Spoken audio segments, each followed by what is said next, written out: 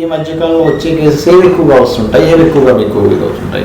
అంత చేతులు ఎత్తేసిన కేసులు, సపోజ్ హెల్ప్లెస్ మా దగ్గరికి వస్తాయి. ఇప్పుడు రుమటైడ్ ఆర్థరైటిస్ ఉంటుంది.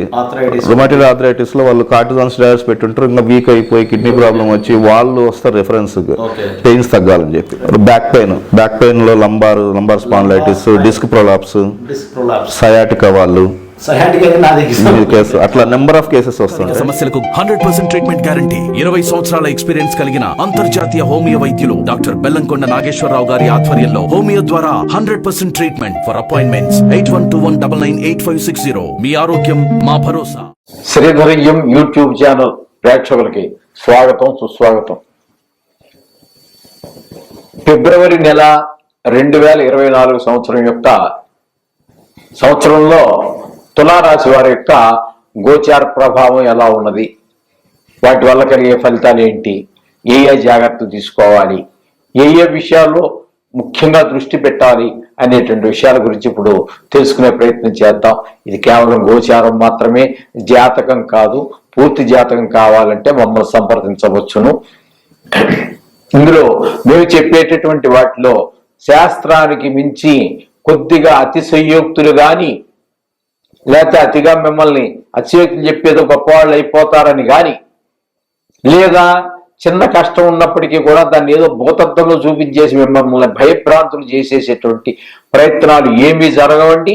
శాస్త్రం ఎంతవరకు చెబుతోందో అంతవరకే చెప్పడం జరుగుతూ ఉంటుంది, నా పరిజ్ఞానం సహకరించిన మేరకు. అంతే తప్పితే ఎగస్ట్రాలు ఇందులో అతిశయోక్తులు కానీ, అతిగా కష్టాల విషయంలో అతిశయోక్తులు కావచ్చు, సుఖాల విషయంలో అతిశయోక్తులు కావచ్చు.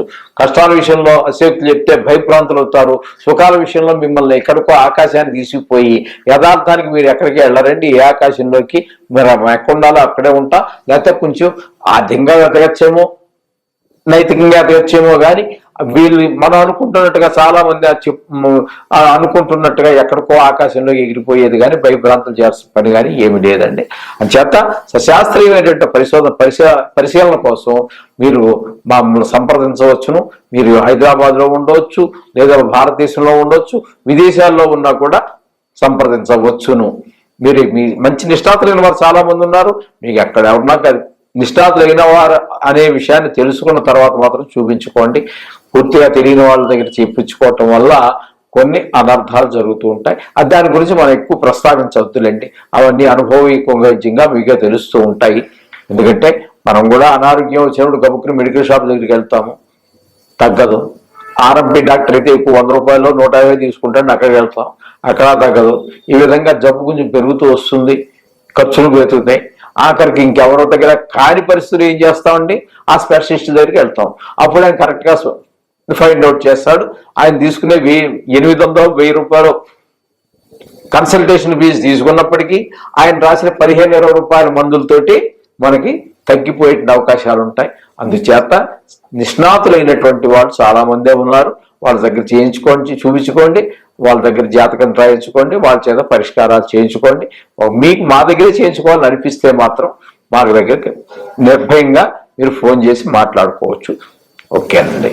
ఇప్పుడు తులారాశి వారికి ఈ వారం యొక్క గోచార ఫలితాలు మనం కనుక తీసుకున్నట్టయితే, తృతీయంలో కుజుడు చాలా చక్కటి ఫలితాలను ఇస్తూ ఉంటాడు.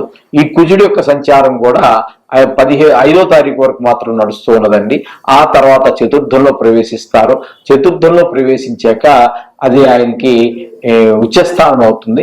ఏమైనప్పటికీ చతుర్థంలో కుజుడు మనకి అంత శుభ పరిణామాలు 4 చతుర్థంలో మాత్రం శుభపరిణామాలు ఇవ్వడు అని చెప్పి మనకు శాస్త్రం చెబుతోందండి. అలాగే ఆ శాస్త్రం కూడా మనం ఒకసారి తెలుసుకునేటటువంటి ప్రయత్నం చేద్దాం. ఖేదం దౌర్భాగ్యం సౌభాగ్యే రిపుపీడాం. చతుర్థంలో గనక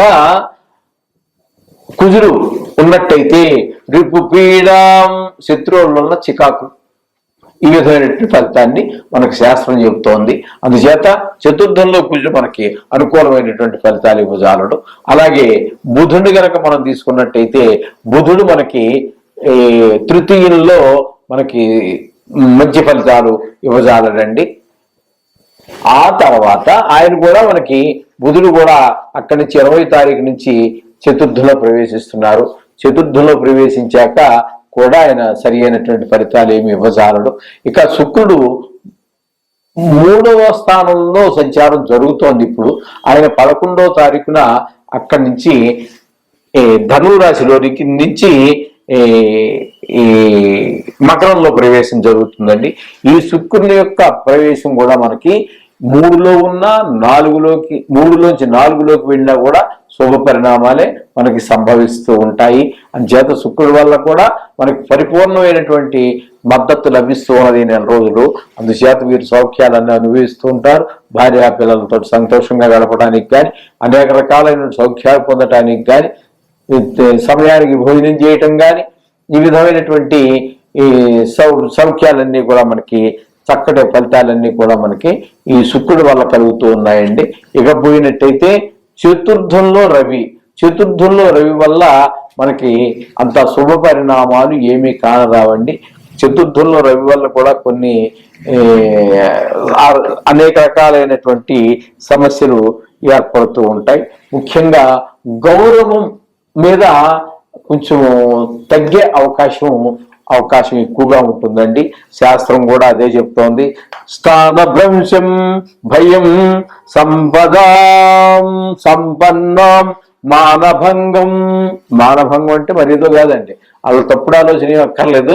గౌరవం తగ్గటం, ఈ విధమైనటువంటి పరిణామాలు అక్కడ మనకి చతుర్థంలో రవి ప్రదర్శించడం వల్ల కొంచెం గౌరవం తగ్గేటట్టు అవకాశాలు ఉన్నాయి అని చెప్పేసి మనకి శాస్త్రం తెలియజేస్తూ ఉన్నది. అలాగే పంచమంలో శని కూడా మనకి శుభ పరిణామాలు ఇవ్వజాలదు. కానీ స్వక్షేత్రంలో ఉన్నందువలన దాని ప్రభావం, క్షేత్ర ప్రభావం తక్కువ ఉంటుంది. ఆయన స్వక్షేత్ర ప్రభావం ఎక్కువగా ఉంటుంది. 5వ స్థానం యొక్క ప్రభావం తక్కువగా ఉంటుంది. ఈ విధంగా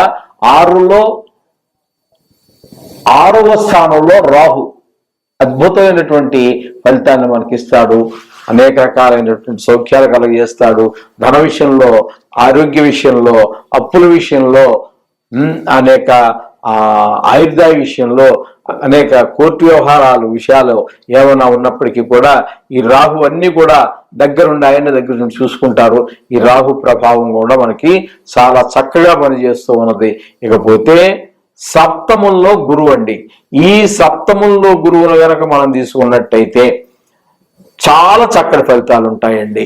ఎందుకంటే భార్య చెప్పిన మాట వినటం, ఒకవేళ పెళ్లి కావలసిన వాడు పెళ్లి ప్రయత్నాలు ఏమైనా చేస్తూ ఉన్నట్టయితే గోచార గురువు సప్తంలోకి వచ్చాడు అంటే ఒక రకంగా పెళ్లి అయ్యేటటువంటి అవకాశం ఉంటుంది, వివాహం అవడానికి అవకాశం ఉంటుంది.